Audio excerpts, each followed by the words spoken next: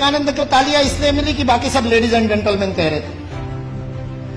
जब मैंने रिसर्च किया, मेरी लुई बर्ग नाम की महिला ने 6 ग्रंथ लिखे स्वामी विवेकानंद की विदेश यात्राओं के, Swami Vivekananda in the West New Discoveries इस नाम से। वो मेरी लुई बर्ग ने शिकागो की उस धर्म सभा में उपस्थित जो श्रोतागण थे उसके प्रत्येक के साथ संपर्क किया, जो जीवित थे, जो जीवित नहीं थे उनके वंशजों के साथ, उनकी डायरिया खंगाली, उसके पूरे मिनट्स पढ़े। और उसके बाद में वो कहती है स्वामी विवेकानंद पहले व्यक्ति नहीं थे, चौथे व्यक्ति थे। उनसे पहले 3 लोगों ने ब्रदर्स एंड सिस्टर्स नाम का संबोधन किया था। श्रीलंका से बौद्ध साधु गए थे, धम्मपाल अंगीकारा, उन्होंने किया था। एक बौद्ध भिक्खु जापान से आए थे, उन्होंने भी यही बंधु और भगिनी वाला संबोधन किया था। और तीसरे प्रताप चंद्र मुजुमदार थे, जो भारत से ही गए थे, थियोसॉफिकल सोसाइटी के प्रतिनिधि थे, उन्होंने भी किया था। स्वामी विवेकानंद चौथे थे। उस सभागृह ने पहले 3 बार वो संबोधन सुना था, उसके बावजूद नाविन्य के कारण तालियां नहीं बजी थी 2.5 मिनट तक। उसके बावजूद 2.5 मिनट तक तालियां बजी, क्योंकि वहां खड़े हुए व्यक्ति के अंदर वह भातृत्व का, वह बंधुत्व का, वह अपनत्व का, वह आत्मीयता का, मेरा कोई है, इस प्रकार का बोध उस वाणी के माध्यम से श्रोताओं के साथ जुड़ा था। सुभाष चंद्र बोस बहुत जबरदस्त वक्ता थे, मुर्दे को जगा दिया उन्होंने। अपनी पूरी आजादी सेना युद्धबंदियों में से तैयार की थी।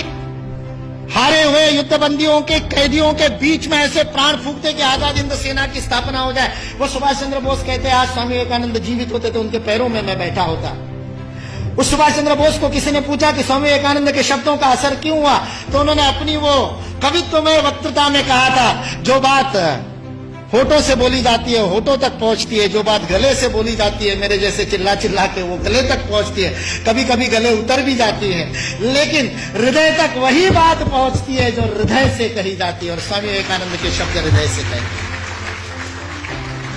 सारा 1.5 महीने का अपमान विष का प्राशन करने के बाद ये शिव वहां खड़ा होकर के कल्याण के मंत्र बोलता है और अमेरिका निवासियों को बहनों और भाइयों कह करके बोलता है, जिन अमेरिका वासियों ने उसको खाने के लिए नहीं दिया था, दर दर की ठोकरें खाने पर मजबूर कर दिया था, यू ब्लैक गेट आउट कह करके जिसका हर दरवाजे पर स्वागत हुआ था, 1.5 महीने तक अपमान सहने के बाद उस अपमान के विष को पी करके भारत का हिंदुत्व का सच्चा प्रतिनिधि जिसने गर्व से कहो हिंदू है, उस दिन 11 सितंबर को पहली बार बोला था कि मैं गर्व से कहता हूं कि उस हिंदुत्व का मैं प्रतिनिधि हूं।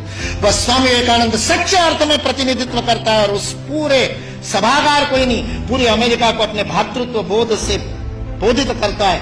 ये भारतीय संस्कृति की वैश्विक अवदान है, वसुधैव कुटुंबकम का भाव है। हमारे यहां किसी भी सामूहिक गतिविधि का सर्वोच्च आदर्श परिवार है। यदि आप अपने संस्था में परिवार का भाव स्थापित नहीं कर सके तो उस संस्था का नेतृत्व करने का आपको अधिकार नहीं है। यह भारत का बोध है। मैं कहता हूं ये कुछ नहीं बिगाड़ सकते, ये विकृति फैलाने वाले कुछ नहीं बिगाड़ सकते, क्योंकि इस देश का समाज जीवंत समाज, और जो शरीर जीवंत होता है उसके नाक में धूल का कण जाता है तो छींक मार करके भगा देता है। भारत ने भी छींक मार दी तो भाग गए बेचारे, कहां जाएंगे। और आज जिस बात के ऊपर हंसते थे उन सारी बातों को स्वीकार करने के लिए विश्व मजबूर है, विवश है। एंगस मेडिसन नाम के एक अर्थशास्त्री को काम दिया गया सन 2000 में। जिस कालगणना की आप दोनों ने बात की, उस कालगणना में 1000 की गिनती बड़ी महत्वपूर्ण थी, क्योंकि बाइबल में लिख दिया कि 1000 वर्ष जब पूरे हो जाएंगे तो मिलेनियम पूरा होगा।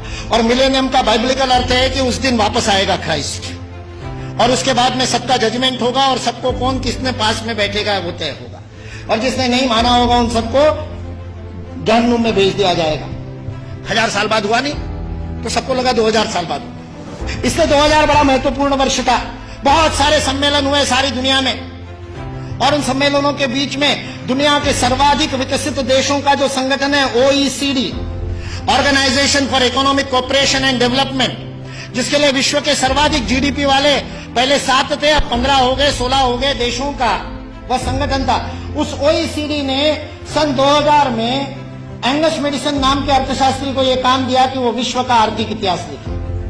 और चूंकि उनकी गणना, उनकी हिस्ट्री 0 ईस्वी से शुरू होती है, तो एंगस मैडिसन को भी काम दिया 0 ईस्वी से 2000 ईस्वी तक 2000 वर्ष का आर्थिक इतिहास लिख दीजिए। उस पुस्तक का नाम है economic history of the world millennial perspective by Angus medicine.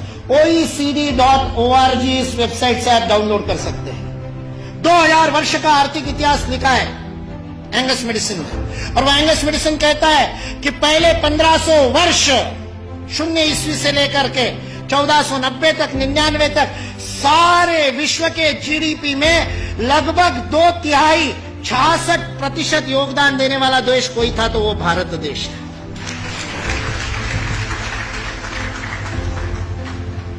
मैं सोच रहा था, इतिहास का मैं विद्यार्थी हूं, आपके जैसा इतना अध्ययन तो नहीं किया, लेकिन मैं सोच रहा था ये 1500 से क्या संबंध है। तो पता चला वास्को डी गामा 1498 में आया था और मतलब उसने भारत को खोजा, ऐसा हम लोग भी लिखते हैं, तो उससे पहले कोई गुम हो गया होगा।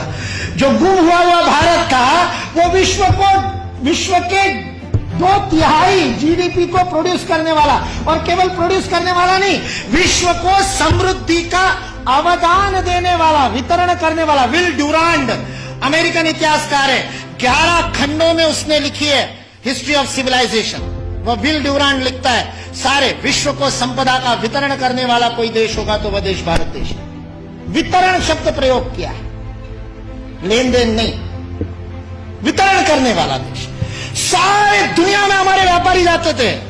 वो वास्को दी गामा को भी हमारे ये गुजरात का व्यापारी, वास्को दी गामा ने अपनी डायरी में लिखा है, वो गुजरात का व्यापारी पानी के जहाज लेकर के उसको मिला साउथ अफ्रीका में, उसको तो भारत मिला नहीं था। इसने कहा अच्छा भारत खोज रहे हैं, चलो मैं ले चलता हूं। उसको मसाले भरने थे, इसलिए वो कालीकट गया, इसलिए वास्को दी गामा को कालीकट ले गया, नहीं तो भरूच ले आता गुजरात में। फिर हमारे इतिहास वाले लिखते कि वास्को दी गामा भारत को खोजता खोजता भरूच पहुंच गया। वास्को दी गामा को भारत के व्यापारी कान्हा भाई ने खोजा, मिल गया, और उसको कहते को भारत खोजने, चल भाई मैं दिखाता हूं, चल मेरे साथ, और साथ में ले। ये वास्को दी गामा ने अपनी डायरी में लिखा है, वो बेईमान नहीं है, उसको छिपा करके इतिहास की किताबें लिखने वाले बेईमान। वास्को दी गामा की डायरी का उद्धरण दिए बिना हमारे को गलत इतिहास पढ़ाने वाले बेईमान है। वास्को दी गामा ने तो ईमानदारी से लिखा है। उसने ये भी लिखा है कि उस कान्हा भाई के जहाज मेरे जहाजों से कई गुना अधिक प्रगत थे।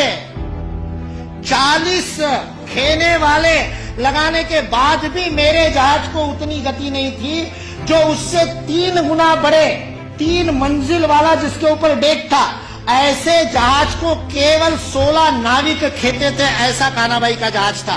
भारत की विज्ञान और तकनीकी की स्थिति अंग्रेज इस देश में आए तब सारे विश्व से अधिक उन्नत थी। ये अंग्रेजों में से कुछ ईमानदार इतिहासकारों ने लिख करके रखा। इसलिए जो इस गलतफहमी में है कि अंग्रेज इस देश में नहीं आते तो भारत में तो कोई विज्ञान ही नहीं होता, वो इस बात को समझ ले कि अंग्रेज इस देश में नहीं आते तो केवल भारत का ही नहीं, विश्व का विज्ञान आज है उससे अधिक प्रगत होता।